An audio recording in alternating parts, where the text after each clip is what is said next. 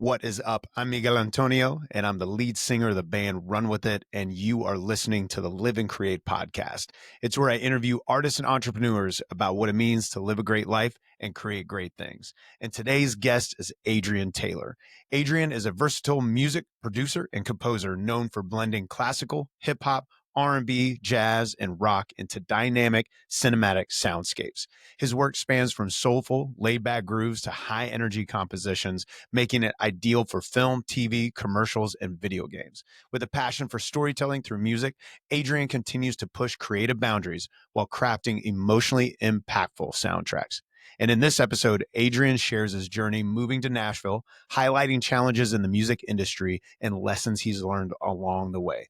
He emphasizes personal growth, professionalism, and the role of collaboration, reflecting on pivotal career moments and his dedication to advancing in the sync licensing world. It is a great episode. Enjoy. Thank you for listening to the Live and Create podcast. If you like what you heard, make sure you subscribe and leave a comment or a review. The Live and Create podcast.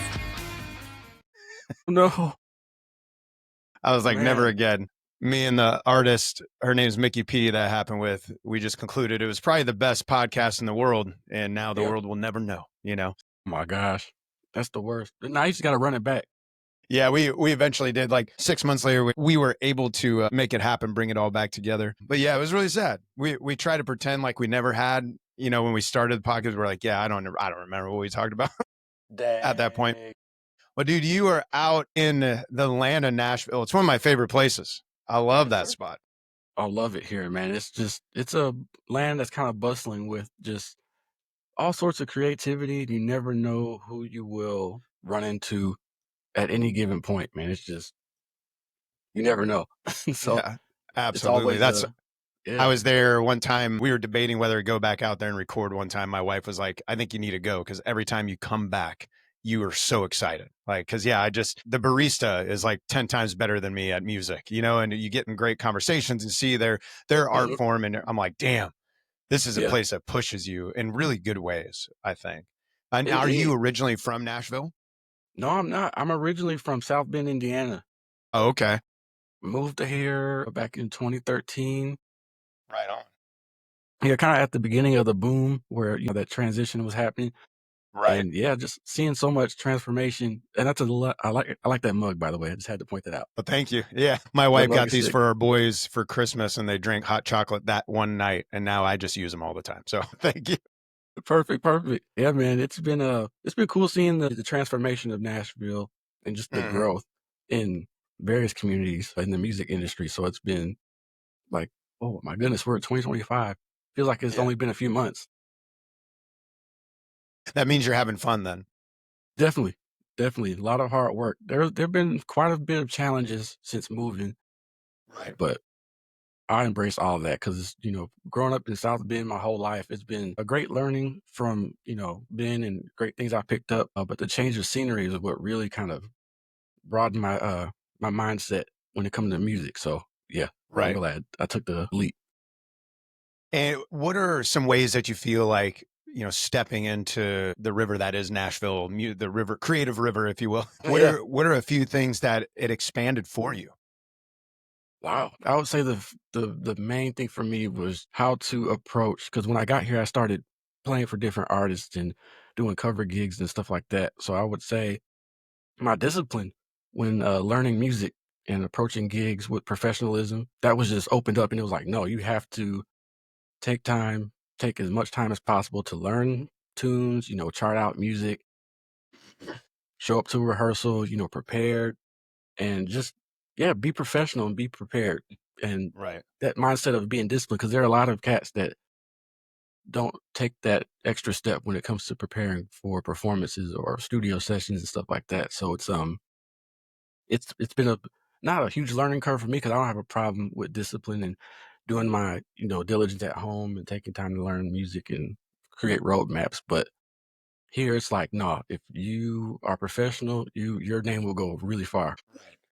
And it probably my experience there is you can get exposed really quick if you're not prepared or not professional, because there's so many other people who are like, okay, I'm here to do this thing. Big time. There have been things where I know I've prepared, but then I get inside of the the rehearsal space, and I'm like, "Wait a minute, did I miss something?" There's always that thing in the back of my head, so I'm trying to over prepare. Looking at the notes, I had a friend who's out in Nashville, and he told me about a guy that he hired once, and it was a friend, like a good friend, and Mhm. he just did not come prepared. He like stopped him a few songs in, was like, "Hey man, you're not gonna be able to do this gig, so I'm sorry." And it's like it was a good friend of his, but he was like later on, his friend came back eventually, and another project, and Mhm. yeah, he had his shit together at that point. He was like, "I'm not, I'm not gonna experience that again." Man, that's that good humbling. Yeah, I've definitely had that happen to me where I thought, "Oh, I'm ready to go," and then you walk in, you're like, "Oh, damn, this is nuts, man." It's different Now, level. where you were from in Indiana, do you just feel like the expectations were a little different, like not as high? Oh, I would say they were high, but I grew up kinda like in the church scene, and most of my friends from South Bend have been playing since they were, like, 6, Okay. whereas I jumped in to, play at, like, the age of 13, so I'm a late bloomer, and so I had to learn, you know, all that stuff that they learned already kind of late, and I'm like, I remember one musical I played, there was a moment in the service where the guy on keys, he just started calling stuff, and I was like, my experience to this point is like high school band orchestra or middle school band orchestras type stuff, Right. so it's like calling stuff in the fly and having to adjust, not knowing hymns or congregational songs. That was nerve-wracking. Yeah. So was it a thing where he's like yelling out chords, he's calling out song names, or just starts playing and you're supposed to like follow along? All of that. All of that. Everything that you just said. I saw there was a friend of mine, it was a funeral.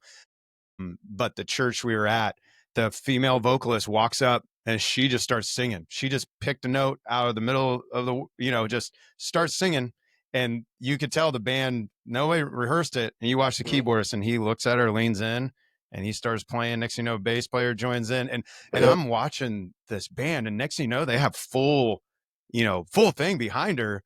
And I'm Mhm. like, that was wild. Like that's a whole other level of like oral skills and listening and being able to sink in with someone. It was impressive. I was blown away by that. Yeah, It's a there's a small little degree of church. right. There's a degree of kinda like just, when you're born in that culture and you just kind of immersed in it and you see it, whether, some kids have had uncles that played in the church or moms and dads that have played, they're just around that stuff so long and it's ingrained in them, and so it's only a matter of time for you pick up on it, and then you're doing it too. It's like, "Oh my gosh." So Next thing I you go. I knew I was playing catch up. Yeah, I did a little bit of that. It's a little different, but I have a friend who does, and it's 100% request show every single night, absolutely different. And my first time doing that, because I come from a very like tracked out, every little detail where everything's going kind of world. And man, that kicked my ass the first time too. I was like, whoa. I eventually got to enjoy it, and Mhm. even went to the West Coast and did something with them out there where I was just cracking up. I'm sitting in the plane, I'm like, I have no idea, I'm traveling halfway across the country, I have no idea what I'm about Yeah. to play. No idea at all. And it definitely made me, I had to grow, and it Mhm. forced me to grow, and I had to like deep back. I have my degree in music, but I just feel like there's a lot of things of theory I just kind of left, where I suddenly had Yeah. to bring all that back up because you had to start connecting the dots really quick. It's like, okay, he's going here Mhm. to the four. We're going to be right, and this is where it's going to go, and let's go. Yep. It happens quick, it happens fast, but those moments where those light bulbs go off, you're like, "Okay, now I know why I had to go through this years Yes, ago," or, "I stumbled at this point, but now I'm ready for it." Ready for absolutely. those, those really, those moments, those payoff moments, or those moments where you're on a big stage or in that room with other musicians, you're like, "Oh, I know what they're doing. I can hang now." Now, was there a moment for you when you were in Indiana that was it just like a moment like lightning struck and you knew you had to go to Nashville? Was it a process of decision making? What spurred you to make that move? Oh, there was several things actually. I was playing with the band. We had started a rock band in South Bend called Pure Star Movement, and we had kinda hit this ceiling of that area. Like, people had known who we were. We were playing shows, like, opening for Egypt Central and Nonpoint. There was, like, a wall that we hit career-wise. It was just like, I feel like there's something more. something needs to change or shift. I couldn't figure it out. Um, and then what's crazy is that we actually went to Nashville as a band in 2000, is it 2008 or 2009 for the GMAs, or like the Dove Awards, Stellar Awards that was there. Okay. And we had heard this band, this guy, Mike Hicks and the Funk Punks. Man, they had like, gosh, 20 people on stage, Wow. full horns, guitar, keyboard. And he's like out front playing keys and singing. And we're hearing like big band style, like funk, soul. And we were sitting at the limelight and it was like, this is real music. We're hearing real music. Coming from South Bend, it's always been rock covers and small church stuff that we've grown up in. So hearing this Right. sound was like so fresh. Huh. And yeah, it was cool. And we ended up going back and performing. No, wait, actually, we performed that year, but it was a different event at the same venue. There was like 2 different events going on that year, but we came back in 2010 and we actually ended up playing on the same bill. So yeah, it was just that moment. I remember sitting there listening and like, this is a fresh sound. I'm like actually inspired. I was like, we have to come back to Nashville. I don't know how we make it happen, but we have to come back. You got it. You got it in your system, got it in your blood at that moment. Yep. And little did I know I would meet a lady there at that time who was singing backgrounds for the band. Okay. And she's now my wife. So we Nice. ended up That becoming worked out. friends. Yep. So that's the other reason I ended up relocating to Nashville. Those girls will get you to leave everything and start a whole new life. Bruh, she changed my entire life. Like I thought I was grown at that point. No, she opened my head, my mind up and was just like, oh, I really need to step up. That's amazing though. Yeah, and that's that's what you want, from a partner. It's funny, I moved from a small town to Kansas City for a girl. She did not end up becoming my wife. It got me out here where then I eventually did meet my wife. So ultimately it got me there. But I wonder if, like, for me, I had my own contracting business going in a smaller town. And it's like, I don't know if I needed that extra kind of jump of like the draw of like, I need to be with this girl to get me out of that place. Cause in reality, looking back, I was not doing vocationally what I should have been doing. I was making money, but I knew I had these gifts like in me that I would just kind of like put on the back burner. Someone asked me, what are you doing? I was like, I'm making money. Leave me alone. They're like, right. They're like, you got a good friend of mine. He's like, but what about your music? What about that stuff? I was like, shut up. I'm making money. And Wow. But found out like he was right. I needed to give that up and get back to it, get back to the music. Man, that's really cool. So she's singing. Does she still sing in the other band? What's the name of the band again? The band my band or the band that I saw performing the band that she was performing in. The band that she was performing with, it was Mike Hicks and the Funk Punks. They were like like I said, a big, like 15, 20 piece band. Funk Punks. I love that. Yeah, it had like, oh my gosh, like James Brown meets Bruno Mars meets who else? What's the PJ Morton? Kind of all those influences. That's awesome, man. Yeah, there's a band I believe they're out in Washington State. They're like a trio or a quartet. I mean, they don't have the 20 going, but their front man has that like James Brown kind of energy. It's like we saw him perform one time, I think maybe even in Nashville at at like a conference or something. And I was like, wow, this is crazy when you see that level of energy. I see their stuff come down the feed every once in a while. I have to go look them up and send them your way. Well, that's pretty. So you get out there, you get married, right? And you're stepping in the music scene. And what did that first like 6 months look like for you to break in?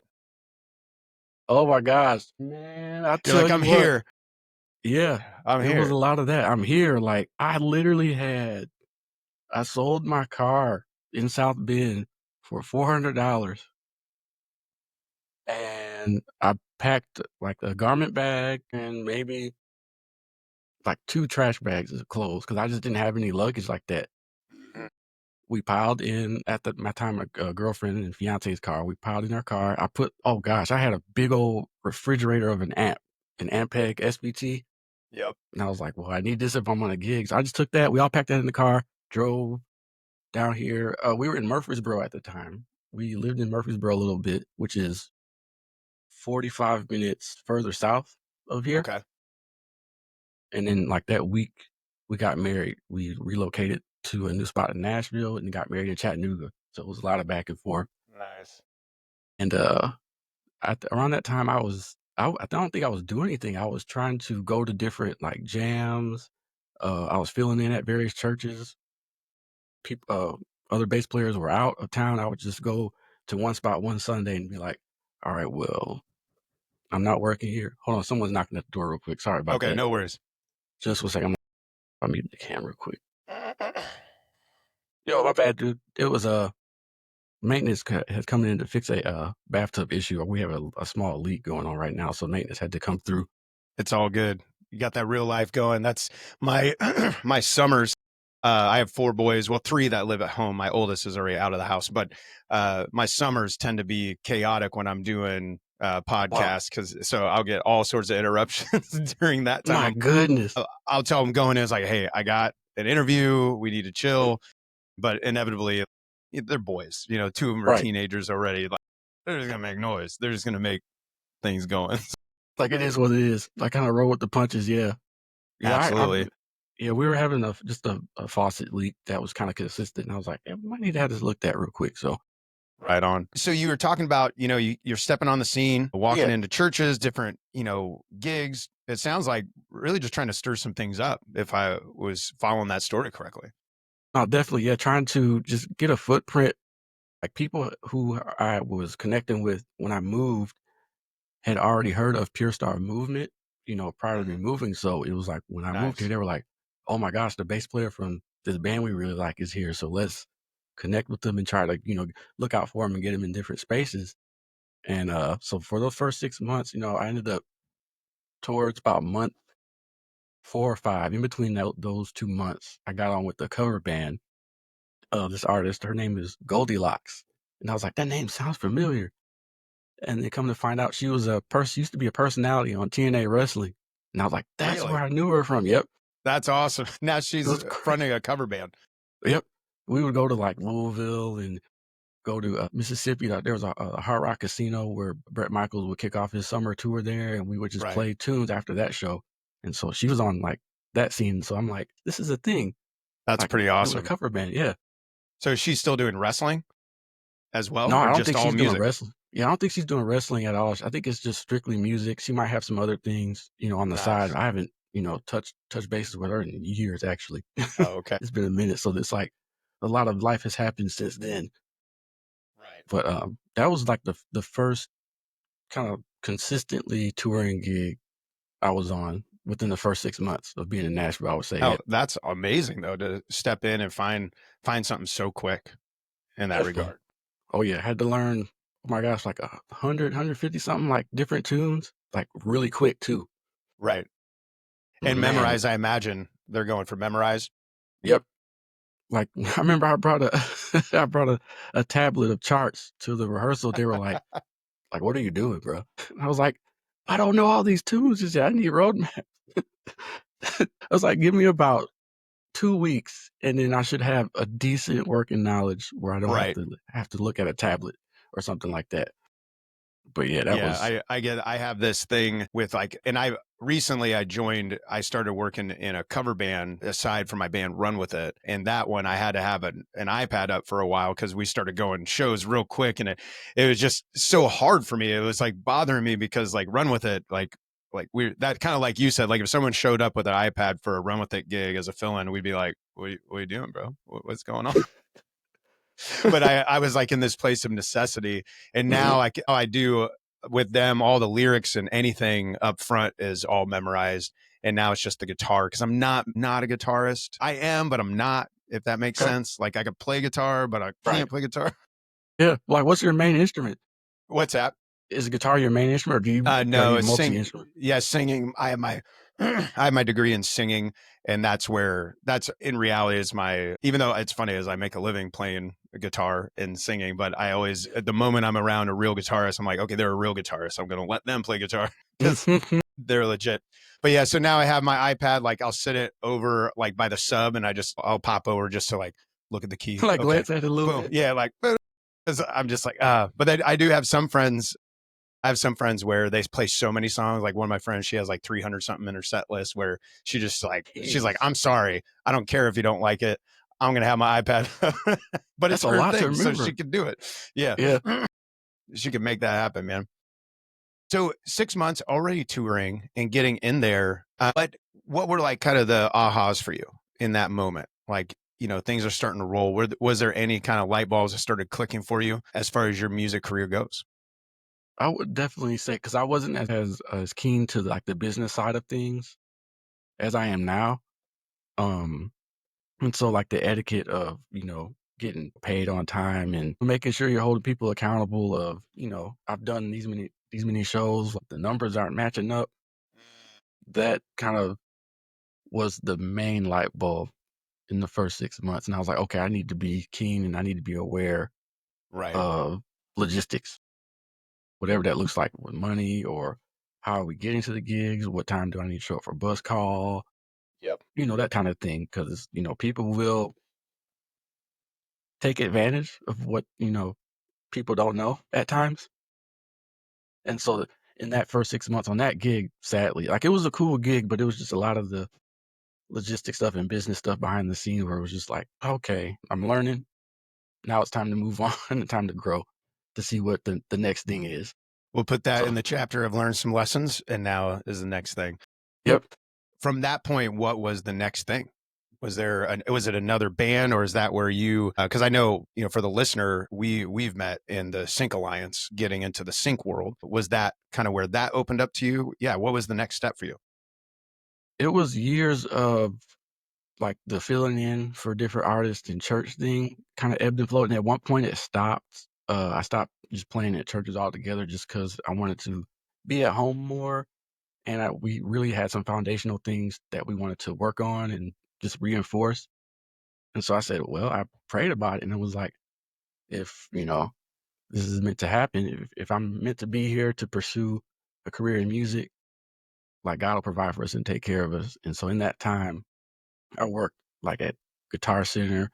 I worked, this was a really obscure job it was like a third party recruiting company for a college athlete. So I was liaisoning, That's like, very, very specific job. oh yeah, super specific job. It was like, I'm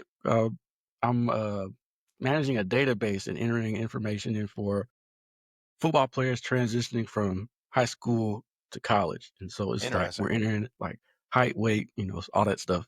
Right. And so I did that for a time, and then it ended, like, the company got bought out by a bigger corporation, and so I was, like, back to square one, and it kinda went back to that playing at church where I'm at full time right now.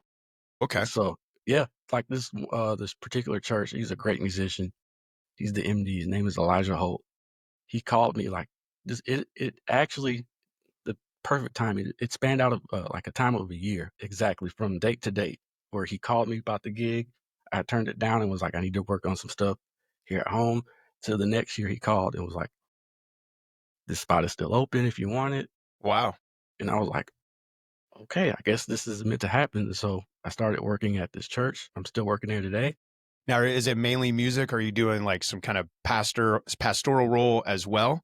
What does that look like? No, I'm just I shouldn't say just a bass player, but yeah, I'm one of the musicians at All the the bass church. players in the world were like, bro, come on, don't say that. We're always giving our bass player shit because he's like, I'm just a bass player and no one cares about my opinion. Well, he said, "Bass players, we up, man. We up. Yeah. It's like We try up to have for a you." rock band without a bass player, then you find out real quick how important a Jeez. bass player is. But that's cool though, man. So it's interesting. I do want to talk more about where you're at currently, but so that year, right? That year break, I'm kind of fascinated by this point because, like I kind of shared, I've had some ups and downs with music, and it's a hard career, entrepreneurship in general. I've had businesses, all that kind of stuff. There are some seasons where, kind of like you, where I know me personally, where I knew I had to go in a direction, Mhm.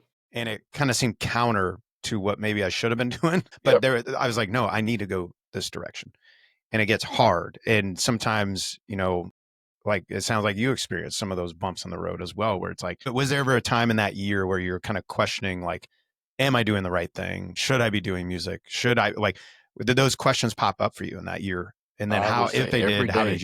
did you work through that?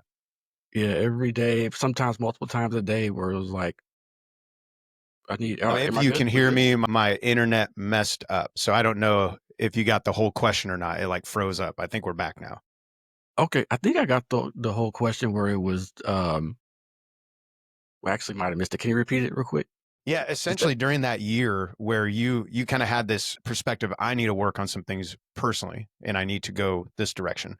gotcha? Then you have these ups and downs of your job, essentially wondering if you wrestled with doubts in there. And then as far as pursuing music, and then if you did, like, what are the things that kept you going in that year? Oh yeah, yeah. Plenty of doubts. I would say, yeah, consistently on a daily basis at times where it was just like I would go to work from like 9 o'clock and come back home after lifting like a lot of heavy amps because I worked in store operations at Guitar Center. Oh, okay. And so I'll get home like 2 or 3 o'clock, like back is sore, can barely walk, and it was just like, man, what do I do? Like, why am I here? Why am I doing this? Like, this is not sustainable. My back is slowly giving out, but I'm trying to provide for the household, during this time that we felt like we were supposed to work on our house. And, everybody from like my wife encouraging to my mother calling and checking in randomly, my sister, just the community we had around us was really uplifting and sharing their stories. Like, so hearing a lot of people's stories and how they dealt with life in Nashville or wherever they were at, pursuing, the same field, it was really reassuring. It was like, okay, so while this particular season is specific to me, it's not specific to me, that if that makes sense. Like everybody else has gone through it. And so hearing, like I said, hearing other stories constantly was just reassuring. It Right. just kept Well, me going. and it's, even me personally hearing that story where it's like there's ups and downs. I'm even making a transition right now, like trying to do more of the sync world, which has caused me to have to make some harder decisions in my live Mhm. performance world. And it is hard. And to hear that other people also hit those hard places and then they came through it, it's inspiring, and kind of a Mhm. reminder because it's tough because you can see it's easy to see like the celebrations. I think there was a quote I shared recently on it was from one of the Dune books or movies or Okay. whatever. And it Yeah. talked about, victories are celebrated in the light, but it's actually won in the darkness. And it's this concept that we see all the accolades, we see the people getting licensing, gigs, people getting the big, show or whatever it is, but we don't see the pain that they went through too often Goodness. on Nope. that route. And yeah, it's a good reminder, I think, for artists and any artist who's listening to this, hearing your story too, where one, there's hard times, keep Mhm. pushing. Two, if you do need to take time to work on your family, to work on you personally for your own mental health, that it's important as Yep. well, because Very. then you just fall apart. And I know I've seen it. I bet you've seen it too. People who get what they wanted and everything just falls apart Falls because they apart. didn't Yeah. take that. They didn't do that Wow. work. That's so deep. I actually wrote that down a little bit ago. Actually, it was talking about pour into yourself before you can pour into others. Mhm. So that, that take care of your family, take care of home, take care of you. Because, if you're pouring from a place, when it comes time to pour into other folks or to pursue that job or that career, Right. if you're pouring from a place of deficit, it's not going to end well. It never ends Absolutely. well. And so it's good to take time to yourself, take time to recharge, work on home, work on your own foundations. That way you can be in surplus when you go out. Absolutely. Well, it's so easy to get in the yes mode when you're trying to start something new, right? I imagine when you step foot in Nashville, and sometimes there is a season for it. I imagine it's Mhm. like, you want a gig? Yes. You want Yep, this? Yes. You're going to be there Tuesday? Sure. Yes. Like, exactly. but at some point we hit this place where you got to say, oh, now I have to start saying no because this doesn't Yeah, fit. This doesn't yeah. go. And there's another thing that I keep thinking about is Alex Hormozy says this a lot is unspoken expectations are premeditated resentments. And Wow. Yep. That's I, one. man, like for me personally, it's like, where if you didn't take that time, for your own family, for your own house, then people who are pulling from you, maybe they don't even know it because you didn't communicate, Right. and you didn't Man. make that choice. And next thing you know, you resent everyone around you. But in reality, it's like we have to say, no, I need this, or this is my boundary kind of place. So it's, yeah, Yeah, sorry, I got to definitely. get No, in you're that. good. That's spot on, like, that's the thing, it's crazy because like, marriage taught me that, and then music taught me that simultaneously, like, at the Mm, same time, and it right. was like, I was saying yes to so many gigs that it turned into, not enough time at home, and so I was like, "There's a rift." I feel like there's a rift between us, like, what's going on, and it ended up after tons and tons of conversation, it was just I felt like or she felt like I wasn't focused as much on our foundations, like I said in the beginning, and so it was like, Mhm. I need work, we need work." Right. Work is good, but not as important as focusing on home, you know? Absolutely. Well, and those, the songs won't won't be there when we're 75, helping us when we need help. The songs, can't talk to our kids at night. That's one thing I think about Right. a lot too, where I'm actually in a season where I am working around the clock, where Mhm. there's some nights I literally was in the studio like at midnight Tuesday night, and I was like, I got to get up early tomorrow. You better go to bed. Where it's like, but I'm in that season, but it is that reminder where it's like, okay, this Saturday I'm going to carve out time for them. You got to do those things, and kudos to you for doing it, because not everyone does. Not everyone Yeah. gets on that role. Now, Yeah, it's tough in too. this journey, getting back into it, congrats on the full time piece. I gotta imagine that brings some relief in the pursuit of your music career. Where did sync licensing come into play for you? Okay, wow, yeah, so, like, I guess years down the road, fast forward to the beginning of the pandemic, it was like, at the time, I was touring with Morgan Miles, and then I was working with a, company called The Weirdo Workshop. It was an artist, Louis York and the Shandellas. These are amazing names, by the way. I love every band you have told me about. I'm like, these names, they're killing it.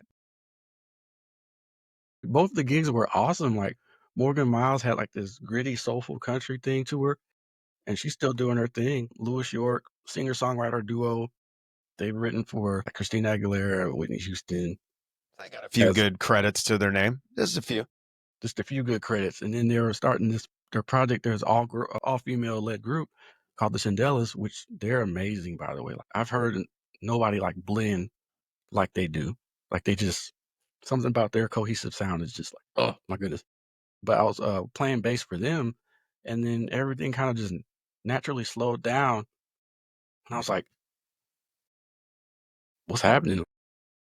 No gigs, no not even rehearsals, and then, the news is saying that we're shutting down. Like, news is Yeah. saying the whole world is gonna do that, so I was like, "Oh, that's what's happening." Crazy. How crazy, Craziness, right? Like we lived that. That was a real literally. thing that was said. My God. Shutting down, like, what do you mean shutting down? Like, we can't leave the house shutting down. Right. Like real shutting down. And I remember having a conversation with the drummer, Hubert Payne. Hubert Payne is a godsend, man. He plays drums for Little Big Town now. Okay. And we were talking in the studio with Louis Yorks and just talking like, man, what are you doing outside of this? I was like, man, I'm just doing this, like showing up to rehearsals, looking for gigs and trying to find work like that. He's like, man, you need to be creating. And I was like, what? He said, we're creatives. You're creative. Why are you not creating? And I was like, I felt like a kid getting scolded by a school teacher. I was like, "I don't know, man. I just resources is what I was struggling with." And he was like, "I get it." He literally gave me his 2009 MacBook that he wasn't using, and I was like, That's amazing. "Seriously?" Yeah, he just handed me a laptop and was like, "Dude, like it's loaded, like it has Logic on it. Whatever sounds you want to put on there, do that. We don't need it." And so he just That's gave it. awesome. That was the first thing that got me back into programming, Mhm. and I was like, "Wow!" Like the whole pandemic, I remember posting 30-second clips to Instagram. These beats were terrible. I was like, It's the I process don't though, know. right? It is. It is the process. I didn't know a thing about mixing or making things sound like decent. I was just like Right. creating to creating. But over that process of the quarantine, I'm finding out about different plugins, what they do. I'm learning about compression, learning about different frequencies, and taking what I know from the live aspect of making my bass sound good in the live room or in the studio and applying it to studio production or in the box production. And yeah, that kind of it was slowly developing. It's like slow. A lot of learning. And I'm still learning too about different plugins and how to mix effectively and master effectively. Yeah, I feel you. Yeah. It's a big rabbit hole, man. I'm My on the goodness. learning mixing journey. I got 8 songs of live drums. I've never edited live drums before. I got 8 songs Yeah. in front of me where I know like I got to sit down, I got to learn this, and we're going to learn it, and we're going to do it. And Man, live drums are so tough to mix too. yes, Like worrying about bleed from other microphones and just making sure everything sounds cohesive. It's like, my goodness, I'm sweating thinking about it. mixing too. It's like I have one song, my first song that Josh Williams had suggested to remix. It was our band song. He asked us to remix it to make it a little more licensable. And I knew nothing about remixing. I knew nothing about mixing. I knew like nothing. And that's the Man, song I started with. And I added like contact drums and all this crazy stuff. challenge And indeed. I think the file sessions I have like mixed 31 or something because I've just every time it was like going in, tweak this, tweak that, and then it ruined that. But then so I did Man, the next session, tweak this, tweak that, then it ruined this. I'm like, God, I don't know what I'm doing. man, that But it's is a journey, man. it is a journey for real. And a lot of what you said is like I get in, make a tweak, think I'm fixing something, then it makes something else in the song like worse. It's like it's never ending. Sometimes I'm just gonna cry. Like there's been some days where I spend all night and I get to the dead. I'll like do a playback. I'm like, sounds all right. Put it in the car, and I'm like, it's trash. It is trash. And it's midnight. I'm going to bed. Or that car test, it's like it still blows my mind. Like when you have your headphones on and you get everything to where you think it sounds, you're like, oh, it's ready. Right. Like you just and Pristine. that car test, what Yeah, the stereo's looking at you like, mm-mm, mm-mm. this ain't it, bro. Nope. Like, what is it? What happened? It blows my mind. Well, dude, I love it, man, because I love in people's stories so often when I have these conversations. There is that moment where a good friend, a loved one, speaks some truth to him that kind of hurts a Yeah, little bit, you know? it does. But it was cool that your friend also provided resources. He was like, hey, I got this thing that's going to help you down this journey. But then you took it upon yourself to build these skills and to build that out. And then like, I can't remember, do you have placements at this point or are you kind of in the process of pitching currently? I'm in the process of pitching. I did receive one placement since starting. Nice. I've only been in this journey well, this is year 3 actually, literally year 3. But I Nice. got a placement on Netflix. Hell yeah. That's awesome. It was Rhythm and Flow. So we're Really? season That's 2. Yep. awesome. Yeah, season 2, episode 5 of Rhythm and Flow is the one Eminem was on. That's awesome, bro. Now, so from when you started like actively pursuing placements to getting that placement, just to give myself and the listeners kind of like that reality check, like how long did that take in that process? It took, for me, the first, we'll say about 9 months. Let's 9 just round months. it up to Okay. 9 months to build up that habit of creating like focused music for whatever brief, like if it's for, cinematic hip hop or something orchestral. It took me a good 9 months to build up that my automatic kind of wake up in the morning, make a cup of coffee and be like, okay, this is what I'm doing today. Get it done. After So that, start to finish, yeah, kicking out that brief. yep. That's It was awesome. really tough too, because like I thought I was used to creating, but it was more content for like IG or TikTok, like quick 15 to 30-second reels, like, oh, a short beat, that's done. But full songs, whole nother beast. Man. So I'll I say, love to hear that though, because that's one thing as I'm leading my band towards this licensing thing. We're trying to push what we can get out, and grow. We have a lot of skills to build and learn to do that. But that perspective of like, hey, there's people out there like you're doing where they mhm, start at 8 a.m. by the end of the day. I have a friend named Keelan Donovan. His episode drops here recently. He was with Big Yellow Dog okay, and he was doing writing for them. And when he first started, we did a show together out here in Kansas City. And I was like, tell me about it. Tell me like what's different. And that's what the first time I ever heard someone even say mhm, that, where he's like, well, on Monday I go in at 8 a.m. and we have a fully produced song at 5 p.m. Like I was yep. like fully produced? He's like, yeah, like ready to Yeah. go. And then we do that every day. And I'm like, whoa, this is a whole new level that I need to figure out how to get to. You know, Mhm. what tools helped you, go from learning how to do, in the box stuff to finally being able to kick out like fully produce songs that Netflix is going to say yes to? What were some of the tools you used to grow to that point? Oh, yeah, good question. Man, collaboration for sure, like, working with other producers, other artists, like, you have to get out and connect.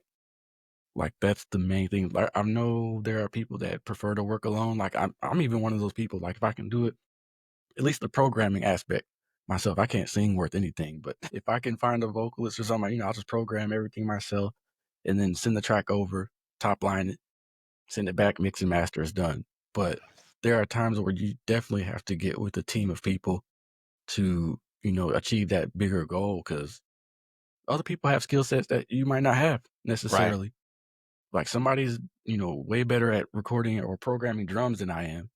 I'm good at melodies, and so I bring that to the table. We can craft something epic, a team of 3 or something like that. Absolutely. It helps to work with other creatives for sure. That's awesome, man. Yeah. And where in your like, sync journey did you join the Seek Alliance? Was that kind of a big piece of helping you, or is that kind of like Yeah. your next step? That definitely changed the game. Like, I was looking for a community, but not just any community, like a safe community that would keep you accountable with pitching and creating, making sure you stay on your P's and Q's. It's like, and I've only been a part of the Sync Alliance for not even a full year. Like, I'm still fairly new, but once I hopped in, it was like, this is the community I needed. Like, I'm actually getting something from the weekly meetings with Josh. I'm connecting with other artists, on a weekly basis. And it's just good, wholesome, just community. You know what Yeah, that means? It's like, absolutely. "Hey, what are you working on? I'm working on this. What are you doing? I'm working on this, but I need some help with this. I noticed that you play bass. Can you lend me some tracks?" or something like that. It's like, Yeah. "Cool, I'd be glad to do that." That's awesome, man. Yeah, I am looking forward. I'm getting all of our back catalog kind of squared away, and I want to start pitching this week because I've just been Okay. trying to figure out our EPs and remixes and get it ready. But yeah, more and more like just starting to keep my eye out for collaborations because it does seem like so many people, like our feedback sessions, so Mhm. many people are like, hey, we did this together. It's like a whole other, thing. I'm like I saw AD and Omega, did that track. I reached out to AD. I was like, bro, you did that's really cool, and I I like that perspective. But it's different for me because I am more of a create by myself person, which Mhm. is funny because I'm in a band, but it wasn't until the last 2 years that we even started writing collectively. I used to just write everything and then people just add their little parts. But now we're like in it together and like arguing Mhm. over parts and like picking and pulling. But we got to get more efficient at it too because after it was funny because after being around the Sync Alliance stuff, there was one song we were working on for like 7 months, like trying Yeah. to get the right lyrics and everything. And I came in one day after one of our meetings and I was like, There we go. I think I I, lost you. There you go. but There so you go. essentially like what I'm learning in the Sync Alliance, I came in after we were working for like 7 months, Mhm. on some song that we just kept wrestling with. I walked in, I was like, we got 1 hour. We have 1 hour. We're going to have the full song. We're going to figure it out. Cause we had all the pieces. It was just, we kept arguing about dumb stuff really. That always And happens. right. It's like, we were being super artisty about it. And sure enough, we actually had a lot of fun, just saying like, like just throwing words out there, throwing melodies, and we changed some things and then tweaked it. And then that's ended up being what we just tracked drums for, one of the 8 songs that we're doing. But yeah, it's been a huge piece. What do you feel is next for you in the music world? You have the full-time gig doing Sync Alliance, or not Sync Alliance, doing Sync World, and all that. What's your like next year goal that you're looking forward to?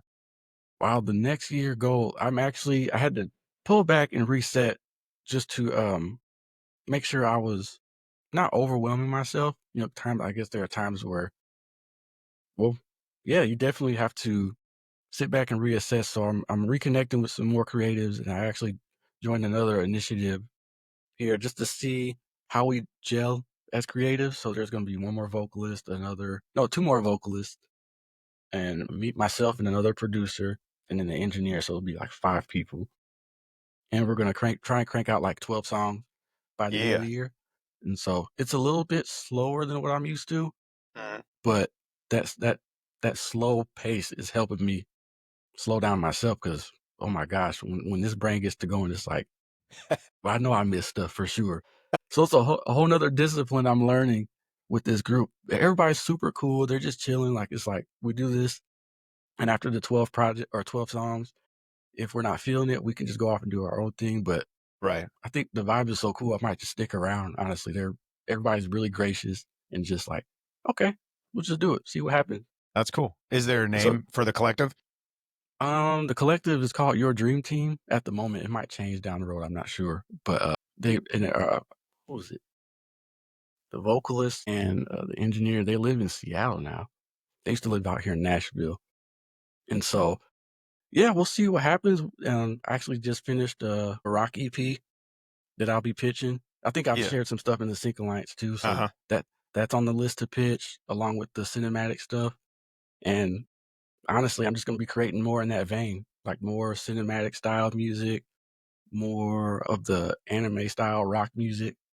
I feel Nice. like that's a really good bag to be in. I bet. Yeah, I could see that going so many places. So, just to give myself and other people listening the perspective of it, when you got serious about sync to now, what does your catalog look like? Like, how many tracks have you done at this point? Oh my goodness. I know my disco got about 250 sitting right now. Yeah. Yeah. Yeah, look, I'm looking at it right now. Yep, 250 tracks, and it's like not all one thing. Of course, I just mentioned, the anime style rock stuff that could fit even Right. on like a you kind of thing as a wrestler theme, the cinematic stuff for trailers. I have what are we looking at here? I got these are like my soft soul beat tapes that I put out. So there's Nice. more of the mellow soulful kind of thing. My wife and I started an initiative called Green Juice Sounds. So it's going to be more of the lo-fi ambient, Okay. throw in some soulful vibes with that and mesh that together. So yeah, it's a little bit of everything. It's a hodgepodge, a I good love it though. gumbo. 250 tracks in, would you say that's like 2 or 3 years or a little bit longer for Oh you? yeah, spot on. 2 or 3 years since I 2 or 3 started. years. Okay. So that, man, yeah, I love it. And it's funny because I love putting in, like, for our EP, I wrote 60 songs for our How to Start a Fire EP, which is some of the stuff I've been sharing. But most of them weren't like finished. It was like some were snippets, some were full songs on acoustic or piano, but it wasn't like fully produced. And then we picked 6 out of that. And Mm, then that's what became our thing. And that's in the world that I came from. That's what you did is you wrote 60, 80, 100 songs, and then you mhm. whittle it down Yep, to like 4 or 5, right? And now I'm looking yep, back on it. I was like, man, if I had the perspective I did now, I would have finished every single one of those songs. And sure, mhm, maybe we only released 6, but let's put the other 56 and pitch them mhm. because someone might have found value out of that somewhere. Definitely. So yeah, I'm having to kind of switch. It's cool because I think just add to the way I was doing things. Like, okay, you're Mhm. doing this, the volume's cool, but now let's really finish each one. And then now there's a place for them. And that's something I Mhm. hear in what you're talking about too, which excites me about this sync world so much, is that you can go different places. Like you could do like I have a friend where we're starting to write like alt country type stuff, which is I don't Yeah. normally do that, but I like some Americana stuff. But Mhm. he's really good at it. And before it'd be like if you get together, it's fun, but like, do I have time for just fun stuff? But instead, now it's like, no, we could create 5 songs together. We go Yep, pitch these together, and yep. this long term could build us wealth, and it could go out into the world and do some cool things too. So it's Yes. it's it's kind of cool, and it sounds like you guys have that perspective, like, oh, here's this whole other thing, but we got a place Mhm. to put it now. Yep. It's, they're like I forget who said it, but it was, like, everything has a purpose no matter, like, what it is, no matter how small or minute it might look. Even if the track is, like, 15 seconds, something where it's just a simple chord progression with some oohs and ahs on it. Right, That 15 seconds could literally be a transition in, like, a TV show right. or a movie or something like that. That could be that one thing that an agent or a supervisor is looking for, and it's like, "Oh, this is perfect. We could put that right there." literally right there. And then maybe could be 5 figures easily just from using that 15 seconds. You never know. Yeah, so that's what honestly piqued my attention. I heard a guy named Michael Elsner on a podcast who is in the sync world as well. And he was like, one day I bought like a new acoustic guitar or whatever. So he Mhm. recorded a 2-chord song that was like 2 minutes long with like some embellishments, kind of did a little song. And he said that one song, I put it in my catalog, and that one song over 4 years has got me $25,000. And he's like, it took me like an hour to record it, mix and master, Mhm. put it on my catalog. And now he's like, every quarter, you'll see that song pop up on my report. Someone used it. And I'm Someone like, used and he's like, now I have, and he has a catalog of, probably 1,000, 2,000 songs now. So that Yep. all starts. I was like, oh, okay. This sounds exciting. It sounds fun. Definitely reassuring for sure. Like, reasons to keep going, man. Like, there was a moment recently where it was all of my content shifted from, like, kinda like full beats or video game flips because I was doing video game flips at the time. And I was like, "Let me put out something like that's calming and, something someone can play on a loop that's like 10, 15 seconds." And I just started playing piano, like soft piano. And people were like, "Yo, this is great. Like, keep doing these." And I'm Nice. thinking for IG, like, content, people need this. Right. Listening to it the other day, I was like, "Wait a minute. This could be a whole nother, like, EP of, Hmm. like, cinematic, like, ambient piano, and if I add some layers to it, it could really go." So I was like, lines up perfectly with what you said. There's a piece of something that can fit somewhere else, down the road. You just never know. Absolutely. That inspires me too, because I had last year I wrote, it was one part to teach myself production.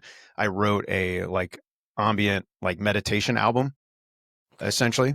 And I listened to that pretty regularly personally. And so I was like, well, what if I just made this kind of music that I'm listening to, like just to kind of like vibe out? Mhm. But I keep thinking about that. I was like, there's got to be a place for that too. I should just go finish that and make it way Mhm. better because I've learned so much over the last year Yeah. to make it. So 9 months to your first placement, kind of rewinding a little bit. This is more of a selfish question because I'm in this process.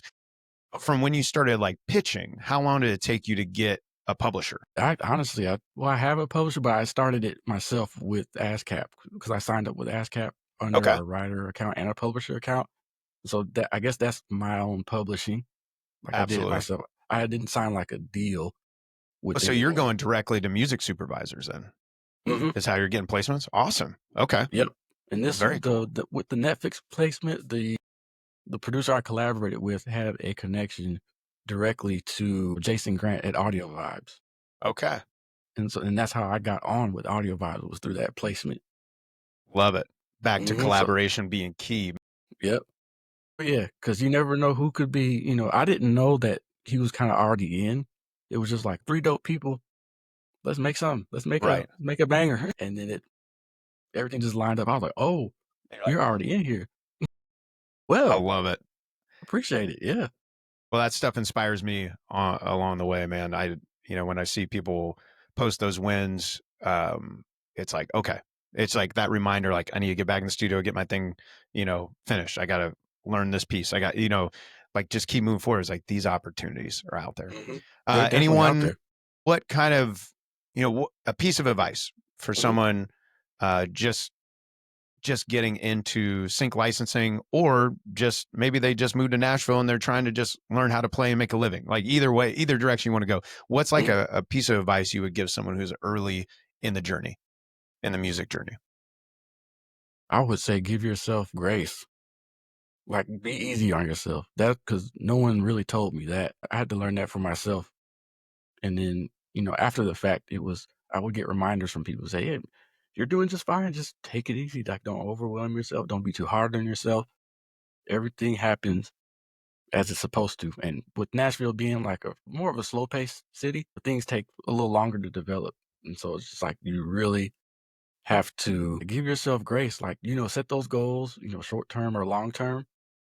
But if you don't hit the goals in the time frame that you plan, it's okay. Just keep trucking at it. Keep hacking away. It'll happen. If you keep being persistent and pursuing on the right ways and building right relationships, and not just building relationships, but building relationships with good intent.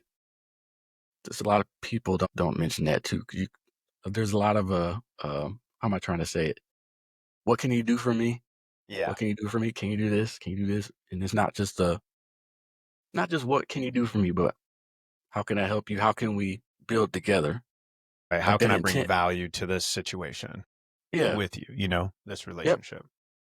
Not just to get something, but yeah, just be genuine and have that good intent about if it's making an EP, put your heart into that thing. Just have a good intent about, like, I genuinely want to do this. I don't want to do this to get money, or I'm not doing this just to get, whatever goal. It's like, do it for the love of it. As cheesy as that sounds, it really matters because it comes across as a certain way and it's a real Right. turnoff. But yeah, definitely be easy on yourself. Give yourself grace. To anyone pursuing anything, just, you got to give yourself grace. Yeah. I know I'm critical of myself at times as well, so I have to tell myself that all the time. But I'm in the middle of that, learning grace for myself. I was in Dallas with my 13-year-old, and he Mhm. was there for a soccer tournament, and we're just driving around. We had to kill some time. And out of the blue, he asked me about, he's like, do you ever feel like you're like in one place, but you've been transported somewhere else? Like, do you ever feel like you've like stepped almost outside your body? And I'm like looking at him, and I said, yeah. I said, that's called disassociation. And he was, he was like, oh, okay. And he's like, you ever feel that way? I was like, yeah. I said, sometimes it's bad and sometimes it's good. I said, sometimes it's Mhm. bad as I'm in like a depression, in a funk, and like I disassociate with like reality. Yeah. I said, there's times in meditation, I actually disassociate and I actually find it to be helpful. He's like, really? Mhm. And he's like, why? Why is it helpful? What do you see is what he asked me. And I told him, well, for a while, I was in this room.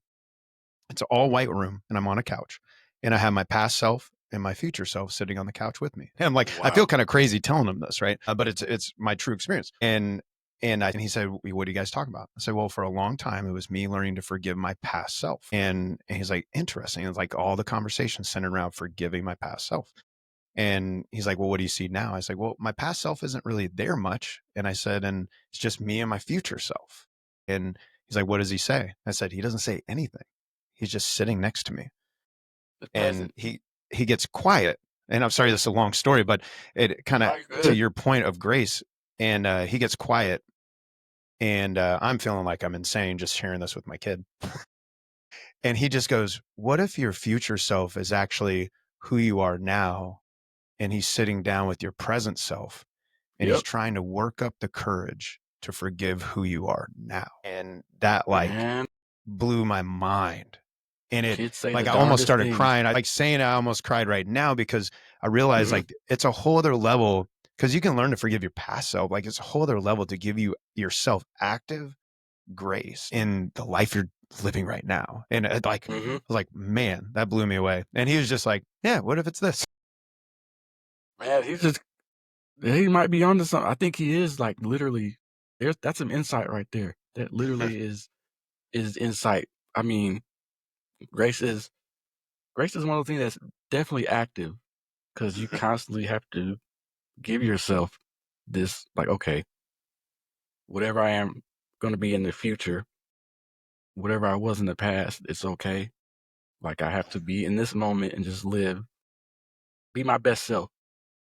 Like, be my best self for whether it's producing a track, I have to put my best self into, you know, the present. And then that thing about oh my gosh, that shook me to my core.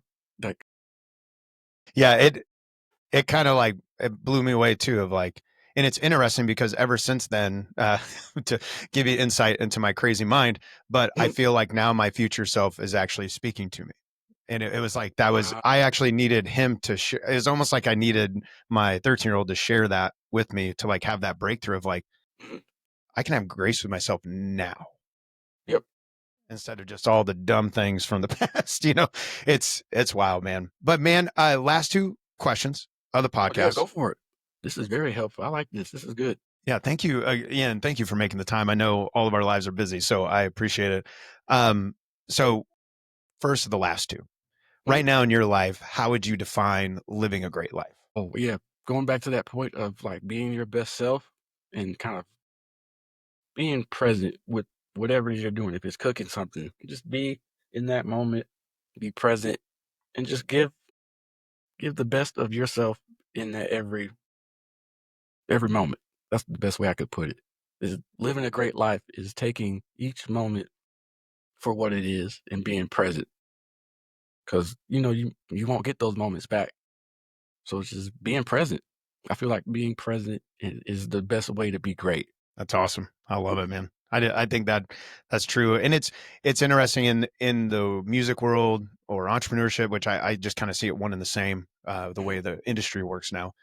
It's like it's real easy just to be thinking about the next thing, going in the next thing, going like even earlier today, I was running, I had a late gig, so I slept a little extra today, but then I felt behind. So from the moment I like got out of the bed, you're running, but Yep. then you don't want to miss these things, like miss good conversations that inspire you, miss like a creative notion that could help you, create something great, put it out in the world. I love it, man. Well, last question right now, how would you define creating great things? How would divine great. Let me let that marinate for a second. Define creating great things. Well, yeah, piggybacking off of being your best self, just not being too far out of that moment. Just taking time to really assess. Let me see how I put this. It's a very profound question. I feel like the answer is too simple, but very complex at the same time. Because when like think of it, I'm thinking of it as like creating a song or something like that. I want to capture an essence of a mood or something, so I want to make sure that I understand.